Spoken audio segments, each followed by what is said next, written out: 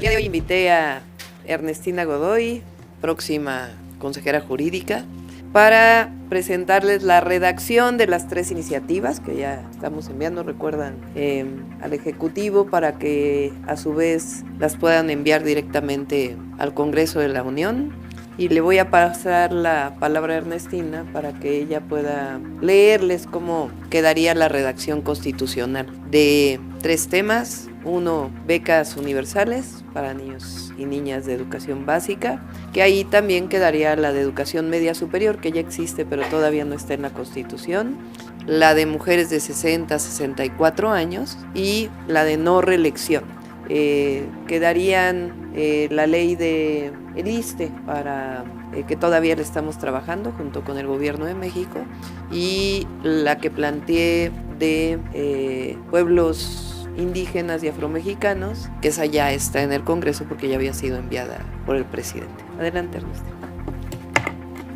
Buenas tardes, muchas gracias. A ver, efectivamente, como lo anunció la doctora Sheinbaum, son iniciativas que se van a enviar a la secretaria de Gobierno para que le dé el trámite correspondiente, de Gobernación, a la maestra Luisa María Alcalde, para que se le dé el trámite correspondiente internamente en el gobierno, sea presentada y que la próxima legislatura tenga todas las condiciones para su discusión y aprobación.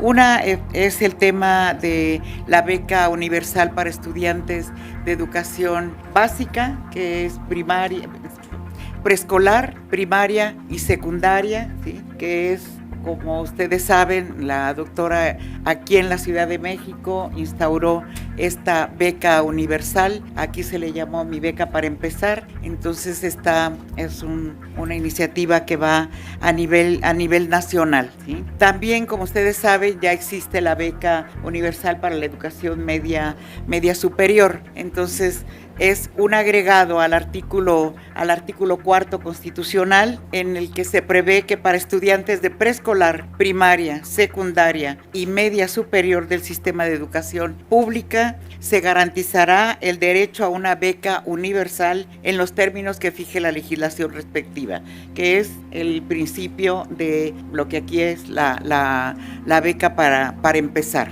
¿sí? Ese es una primera reforma al artículo 4 constitucional. En el tema de mujeres, que también lo anunció la doctora, es primero, en el primer párrafo estamos proponiendo ya que entre lo que es la realidad ahorita, que ya es a partir de los 65 años, la beca universal, la pensión no contributiva para los adultos mayores. Actualmente continúa en la Constitución a partir de 68, entonces le estamos actualizando con 65 años. Y agregando un párrafo para que las mujeres mayores de 60 años y hasta 64 años tendrán derecho a recibir una pensión no contributiva equivalente al menos a la mitad de la pensión establecida en el párrafo anterior. Esa es la siguiente reforma. Bueno, quiero decir que en la beca universal para estudiantes, a lo largo de la exposición de motivos y en los artículos transitorios se prevé la forma en que va a ser paulatinamente instaurada, empezando el primer año con todos los estudiantes de nivel de educación de secundaria, ¿sí? que esta beca va a beneficiar alrededor de 22 millones de estudiantes, pero por el primer año van casi 6 millones de estudiantes que van a ser beneficiados. La tercera iniciativa es el de la no reelección, que ahí implica la modificación de varios artículos constitucionales, ¿no? Para impedir ya la reelección de senadores, diputados del Congreso de la Unión. Ese es el artículo 59. No podrán ser reelectas para el periodo inmediato posterior al ejercicio de su mandato, ¿sí? También se prevé que los suplentes que hayan tomado posesión del cargo por alguna razón tampoco podrán ser electas para el periodo inmediato siguiente, aun cuando sea el carácter de suplente. También se modifica el artículo 116, que tiene que ver con las constituciones estatales, ¿no?, para que se prohíba la reelección a las legislaturas de los estados para el periodo inmediato posterior al ejercicio de su mandato. Las personas diputadas suplentes podrán ser electas para el periodo inmediato con el carácter de propietarias siempre que no hubieran estado en ejercicio del cargo. Para diputados propietarios no podrán ser electos para el siguiente periodo. También en relación a la Ciudad de México, el artículo 122 constitucional se reforma para que los diputados a la legislatura igual no pueden ser reelectos para el periodo inmediato posterior. Igual se prevé el tema de las suplencias, que si han tomado el cargo no podrán ser reelectos. Igual en el 122 la prohibición de la reelección consecutiva para el cargo de alcaldes, alcaldesas y concejales, ¿no? ¿Sí? Igual no pueden ser electos. Entonces, de alguna manera, pues en toda la exposición de motivos se establecen todas las razones por las que estamos nuevamente regresando a lo que fue el lema de la Revolución Mexicana, ¿no?, que es sufragio efectivo, no reelecciones, nuestra historia, y que en algún momento se faltó a esto y la doctora decide regresar y retomar la esencia de la Constitución del 17, y pues justicia para las mujeres, y garantizar a las familias mexicanas que los niños, las niñas de los niveles básicos, preescolar, primaria y secundaria, tengan no solamente que el Estado garantice una planta de maestras, maestros, una infraestructura, sino las condiciones económicas, sociales, para que pueda ejercerse el derecho a la educación, el derecho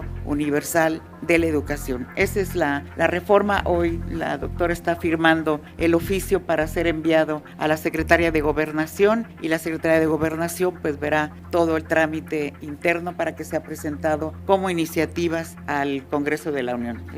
Creo que puede ser la Cámara de Origen, la Cámara de Diputados, igual que está la otra, ¿no? Y estamos trabajando la reforma a la ley del ISSSTE, y además ya también no terminado porque es una iniciativa bastante acabada, el reconocimiento de los derechos de los pueblos indígenas y afromexicanos, que es una lucha histórica y que vamos a seguirla trabajando y teniendo contacto con todas las comunidades de México. Eso es lo que tengo que informar. Sí. Pues esa es la información que tenemos, y además cumpliendo con lo que nos comprometimos en campaña y que habíamos presentado. Les recordamos que en el caso de niños, niñas, iniciaremos el 2025 con 6 millones de adolescentes que asisten a la secundaria, de 12 a 15 años, formalmente es la secundaria, pero obviamente varía la edad. Y en el caso de mujeres van a ser 1 millón de mujeres, que estamos estableciendo la condición de universalidad para que pueda hacerse así, y en los primeros 3 años se estaría cumpliendo completamente con la universalidad. Pues listo. Iniciamos sesión de preguntas y respuestas con Berenice Telles, de Diario Basta.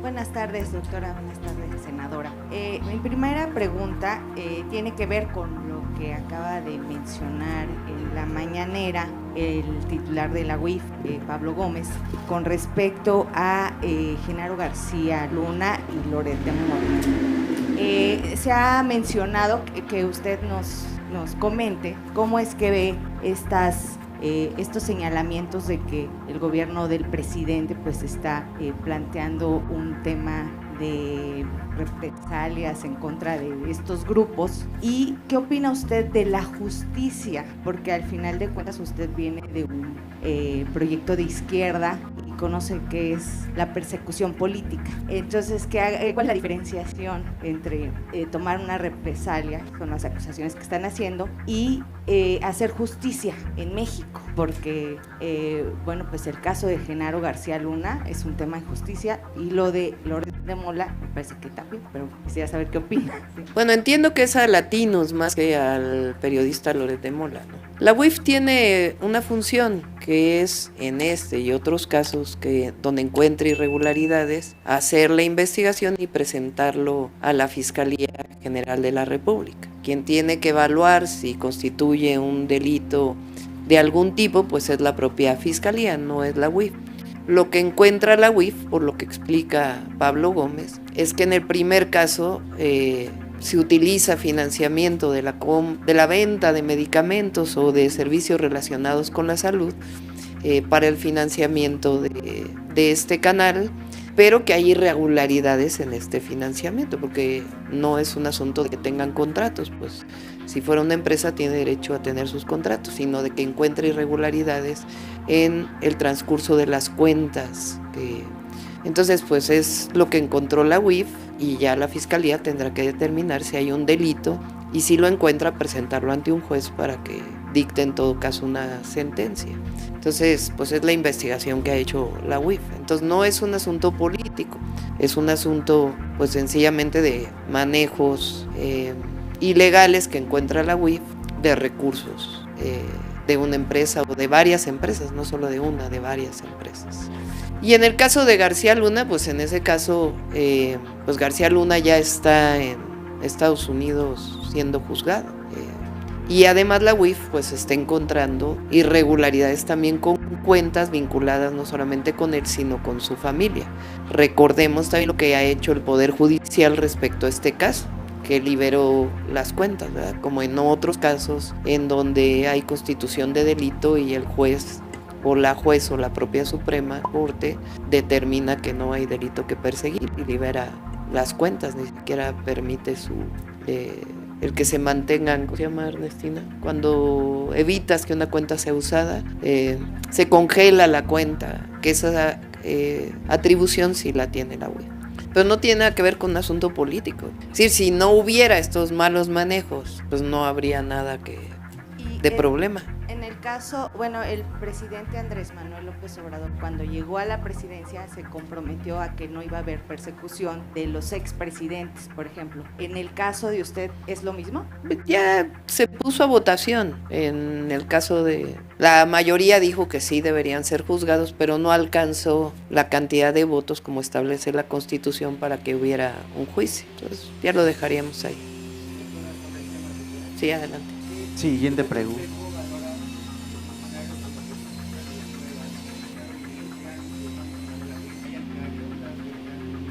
No considero que hayan violado ningún secreto. Hay información que se ha difundido en las mañaneras del presidente y es la información que ellos han usado en sus cuentas. El asunto de fondo es, ¿hay lavado de dinero o no en Latinos? Y lo que encuentra la UIF es que sí hay irregularidades en el manejo de las cuentas de Latinos. La Fiscalía tendrá que determinar si eso constituye suficiente para abrir una carpeta de investigación y presentarlo ante un juez. Pero el asunto que se tiene que responder no es lo que tú comentas, sino el asunto que se tiene que responder es esas cuentas. Hablaron de una especie de, no sé si en Delaware o donde dijeron que había una especie de paraíso fiscal. Entonces pues hay que explicar. Si no hay nada que tenga problema, pues Latinos tienen la obligación de explicarlo. Siguiente pregunta de Karina Aguilar, de 24 horas. Gracias. Acá, doctora, buenas tardes. Preguntarle, expensas de leer la exposición de motivos de las iniciativas que nos acaba de mandar, ¿cuál es la razón principal para el tema de la no reelección? ¿No funcionó? Por ejemplo, para senadores esta fue la única ocasión en que se van a poder reelegir, pero ¿qué estaba pasando? ¿Por qué regresar?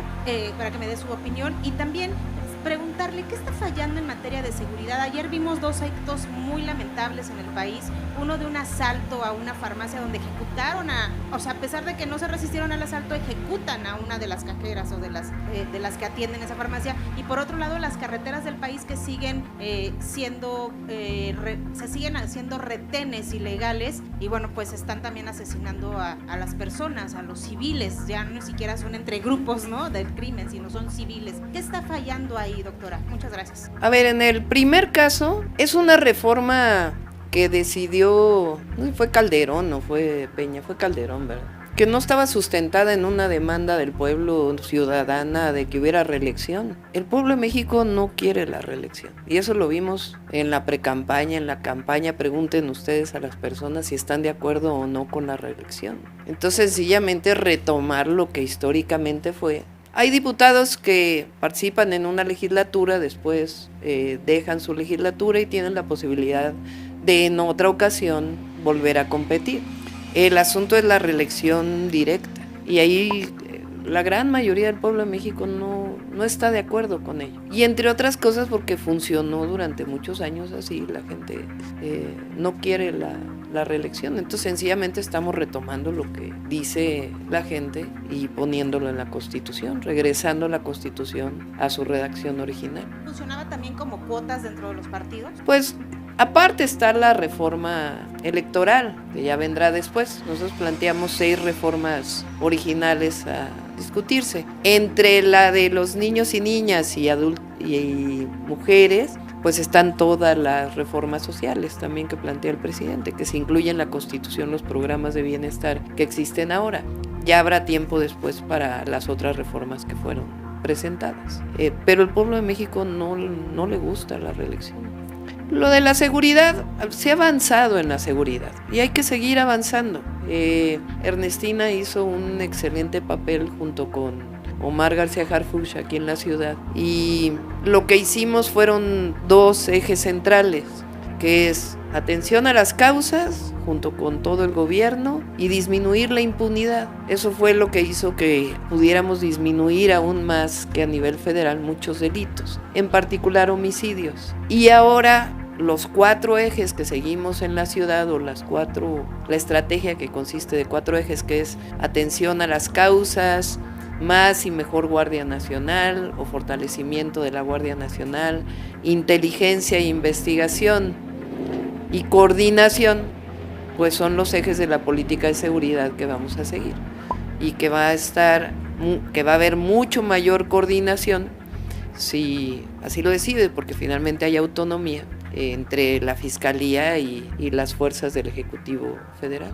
Y de mi parte preguntarle también, ¿cuáles son cuándo ya estará público los diálogos por la transformación que presentó el otro día aquí el doctor Juan Ramón de la Fuente, que dijeron que iban a tener una versión pública y todavía no sé? Yo espero unos como 15 días, es que hay muchos temas ahí que no había revisado personalmente, que eran sugerencias del equipo.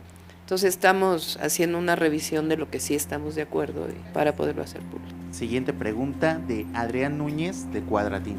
Entre otras cosas, por ejemplo, porque implicaban presupuestos y hay que pues establecer las prioridades para el 2025. Hola, buenas tardes, doctora.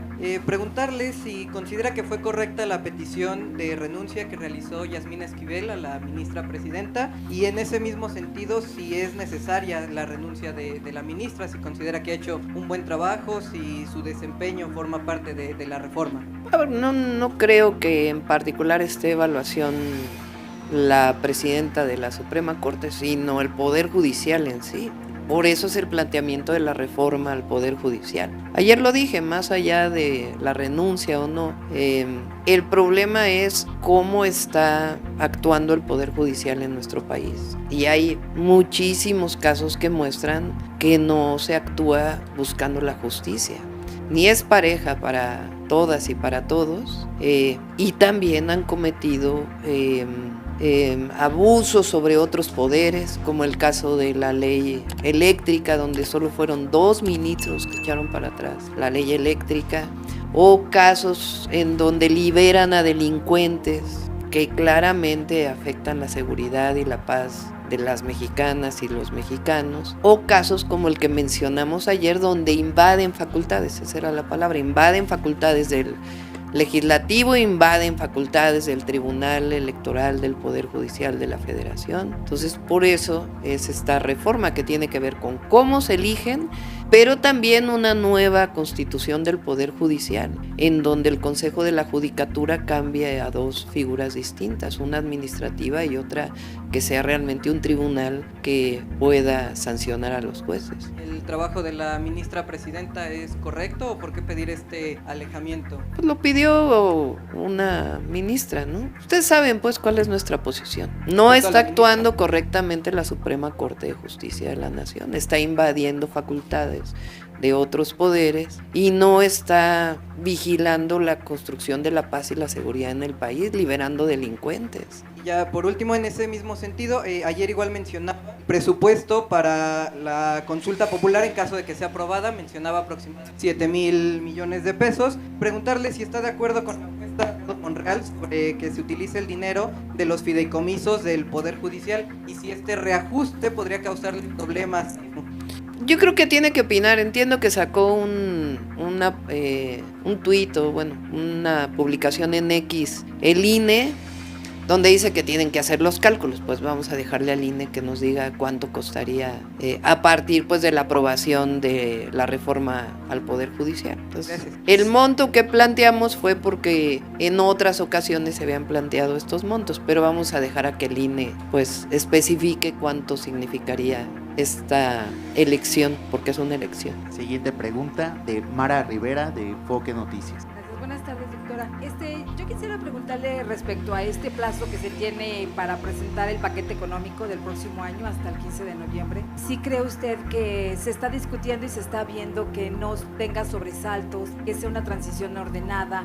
Considerando, bueno, por una parte que indicadores como en el INEGI del consumo privado ya reportan una caída, la primera después de 3 meses consecutivos de disminución de 0.7%, 0.9%, 0.7%, que también se sigue esta volatilidad en el tipo de cambio, incluso en los gastos parciales o que tiene el mismo presupuesto, por ejemplo, los programas sociales, pensiones, toda esta parte inercial del gasto, representan más o menos medio punto porcentual, estamos hablando de 180,000 millones de pesos, en fin, son recursos que se dice no son suficientes, son compromisos que ya están en el presupuesto. ¿Usted creería o garantizaría que hubiera una transición, pues le digo, sin sobresaltos, ordenada? Primero, la economía mexicana está bien, está fuerte, está sólida, no hay un problema en la economía que pudiera generar incertidumbre, no existe. La economía mexicana está sólida y sigue habiendo muchísima inversión extranjera directa en el país y hemos recibido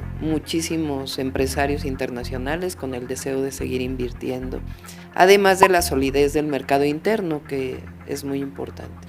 Estamos ya trabajando en el presupuesto del 2025. Tiene la característica de un déficit de 3 a 3.5%, el ideal es 3%, tiene la característica de garantizar todos los programas de bienestar con al menos su inflación y si se puede un poco más, todos los que existen ahora, incluye ya las becas para niños y niñas o adolescentes de secundaria, el 1,000,000 de mujeres de 60 a 64, el presupuesto de salud, el presupuesto de educación, de todo lo que significa los derechos del pueblo, y todavía hay un presupuesto importante para inversión pública y para vivienda. Es decir, además del presupuesto de vivienda, como lo dije el Día de los Jóvenes, del Infonavit, que es recurso del Infonavit, además va a haber un recurso destinado a vivienda popular en la SEDATU. Y además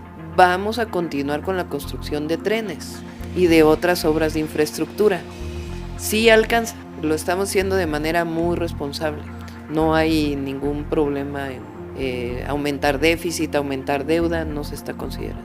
Incluso está considerando también este 6% que se habla del déficit que recibiría usted, o sea, aún cuando... Sí, vamos a ver cómo cierra el actual gobierno, porque sé que ya están cerrando en algunas áreas, no...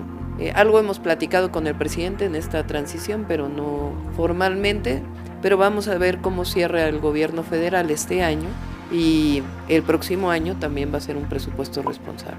Y por último, doctora, si nos pudiera compartir cuál fue la razón o si ocurrió o no el hecho de que no quiso usted atender o recibir a Claudio X González, al padre, ahora que estuvo en el presidente intercontinental con el CCE. ¿Sí es cierto que no quiso recibirlo o cuál fue la razón? No me dijeron exactamente quién me estaba esperando o si había otra reunión. En algún momento me hicieron el planteamiento de que pudiera haber otra reunión y les dije, no, pues es la reunión, el equipo pues que me ayude, es la reunión principal, pero no me especificaron quién estaba esperando en otra reunión. O sea, lo que yo sí planteé es que fuera una sola reunión, que íbamos a una reunión pública, que no era necesaria una reunión privada. Me he reunido con el Consejo Mexicano de Negocios, me he reunido en la campaña, ¿no? Principalmente, con las cámaras principales, con el Consejo Coordinador Empresarial. Entonces, esta reunión grande que hubo, pues la idea es que era una sola reunión y si es necesario reunirnos con los empresarios en cualquiera de sus cámaras a través del Consejo Coordinador Empresarial, pues lo seguiremos haciendo, el diálogo siempre estará abierto. Pero en esa ocasión lo que planteé es que era pues una sola reunión. Última pregunta de Judith Sánchez de Perspectiva MX. Gracias, doctora. Buenas tardes. Preguntarle si usted va a seguir con este programa de descentralización de dependencias federales como lo planteó el presidente. Digo, a unos meses de que concluya su sexenio, solamente se pudieron salir 3 dependencias de lo que es el centro del país. Preguntarle si usted continuará con ese programa. Lo vamos a revisar, todavía no lo tenemos determinado. En el caso del presidente López Obrador, pues entre otros temas vino la pandemia y eso también pues limitó algunos programas. Entonces lo estamos revisando, todavía no. O sea, si lo ve viable. Lo estamos revisando. En otro tema, doctor, en estos momentos se están reuniendo en Palacio Nacional los padres de los 43 estudiantes con el presidente. Algunas declaraciones de estos padres dicen que, bueno, de alguna forma no les preocupa que ya estemos en la antesala de la conclusión del sexenio porque, pues, el tema no quedará a la deriva y están esperando una confirmación para una reunión con usted. ¿Tiene alguna fecha prevista para hacer este encuentro? Sí, lo van a ver en la reunión de hoy con el presidente. Ahí yo dije que mi agenda estaba disponible y que a partir de lo que platicaran con el presidente y los familiares, que se determinara el día. Y finalmente, doctora, ¿usted está planteando hacer una nueva cultura de protección civil, por ejemplo, en algunos estados donde hay puertos, tomando en cuenta pues esta experiencia que se dio en Acapulco con Otis? Finalmente son fenómenos climatológicos que ya son atípicos o que van a ser un poco más frecuentes además por esta cuestión del cambio climático. Se está previendo a lo mejor buscar cómo se pueda proteger la sociedad, como por ejemplo con esta cultura que se hizo a raíz del 85, van a hacer simulacros. ¿Se piensa en un momento, en un futuro, hacer eso mismo en estos puertos para que la gente y también los turistas puedan en un momento dado saber cómo enfrentar un fenómeno de esta naturaleza? Hay un sistema de alerta actualmente y habrá que ver si siempre se puede mejorar, siempre, y sobre todo cuando está en riesgo la vida de las personas. Entonces ya cuando determinemos el equipo que va a estar en protección civil, pues ya estaremos también definiendo la necesidad de mejorar. Lo que hicimos en la ciudad, y es algo que vamos a hacer a nivel nacional, y es una de las responsabilidades de la doctora Rosaura Ruiz, son grupos de científicos que se coordinan de distintas instituciones para generar desde protocolos hasta sistemas de medición. Le llamamos en la ciudad REDECOS y quedó en la Ley de Educación Superior, estas redes. ¿En qué consistió, por ejemplo, en la ciudad? Cuando se dieron los primeros microsismos, no sé si recuerdan, con epicentros en la ciudad, pues lo que hicimos fue formar un grupo de científicos que venían de la UNAM, del Politécnico, de la UAM, incluso de fuera de la Ciudad de México, que estudiaran el fenómeno. Y a partir de ahí se determinó que se requería una red de medición más robusta. Entonces, cuando salimos de la ciudad quedó una red de medición que no se tenía antes para poder determinar la magnitud y las características y el fortalecimiento de los sistemas de prevención. Entonces, en este caso lo haremos de la misma manera. Mi interés es que se formen redes de científicos a través de la Secretaría de Ciencia, Humanidades, Tecnología e Innovación, que nos permitan ver cuál es el impacto, por ejemplo, del cambio climático frente a los huracanes. Es cierto que van a ser más intensos, es cierto que cómo son las medidas de protocolos actuales, cómo se pueden mejorar los sistemas de medición, se requiere mejorar los sistemas de medición, además de los sistemas que ya existen en Estados Unidos, que son compartidos por todo el mundo, de la NOAA. Entonces, esto es lo que vamos a hacer a partir de nuestra llegada. Gracias. Concluimos conferencia de prensa. Gracias, compañeros. A ver, ¿alguna más? Ajá.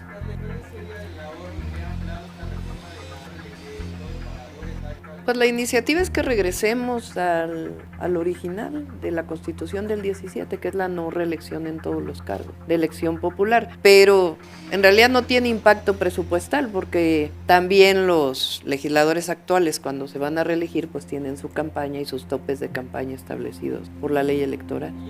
Es la propuesta y tiene que estar a discusión, evidentemente, del legislativo. Es que es de fondo la reforma. Fíjense, como presidenta yo tendría, si no me equivoco, la posibilidad, la facultad de proponer a 4, creo son, ¿no? El primero sería en noviembre y después vendrían otros 3. Si el objetivo de la reforma fuera tener más influencia del Ejecutivo sobre la Suprema Corte, ¿para qué hacemos la reforma si la próxima presidenta va a proponer ministro? El objetivo de la reforma es reformar de fondo el sistema judicial y que realmente sea un poder que esté al servicio del pueblo y de la nación. Y por eso la elección popular. Y ahora la discusión que hay de si son todos al mismo tiempo, si no son todos al mismo tiempo, si cuáles son los requisitos, que es parte de lo que se ha estado discutiendo. Algunos estarán en contra también, pero no es un asunto de que renuncien los de ahora o no. De hecho, ellos se pueden proponer nuevamente, aquellos sobre todo que tienen más tiempo para poder cumplir el tiempo que les corresponde. Ellos pueden plantear su elección, igual los jueces, igual los magistrados. El tema es de fondo, mejorar la justicia en nuestro país. Gracias, compañero. La última por acá.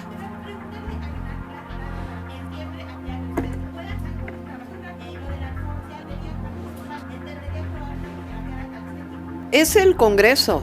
Nosotros no estamos redactando algo especial. Se hizo una propuesta por parte del presidente Andrés Manuel López Obrador y está en este momento en la Cámara de Diputados y de Senadores, que está participando en este Parlamento abierto. Quien lleva la batuta es la Cámara de Diputados, porque fue a quien se entregó a través de la Comisión de, ¿cómo se llama?, de constitucionales, de puntos constitucionales. Pero ellos son en todo caso los que modificarían y nosotros nos reuniríamos con ellos para que conocieran nuestra opinión. Pero en realidad son ellos quienes tienen esta atribución. Entonces no es que alguien en particular esté redactando una nueva reforma. Por supuesto que a los foros pues ha asistido Ernestina, el ministro Saldívar y los diputados y senadores nuestros. Sí, pues depende de los tiempos también del Congreso. No sé cuántas reformas se puedan aprobar en un mes, pero lo importante es que, como lo dije en campaña y lo he dicho siempre, que estamos de acuerdo con esa reforma y lo que hay que hacer en el momento que entremos ya con quien sea el general secretario, pues platicar sobre los temas que consideramos importantes para fortalecer la Guardia Nacional. Sí, pero entiendo, como lo planteé, en octubre o son reformas en las que estamos de acuerdo y pues ya dependerá de los propios diputados y senadores. Gracias, compañeros. Gracias a todos. Hoy mismo. Ya lo vamos a presentar, lo estamos trabajando.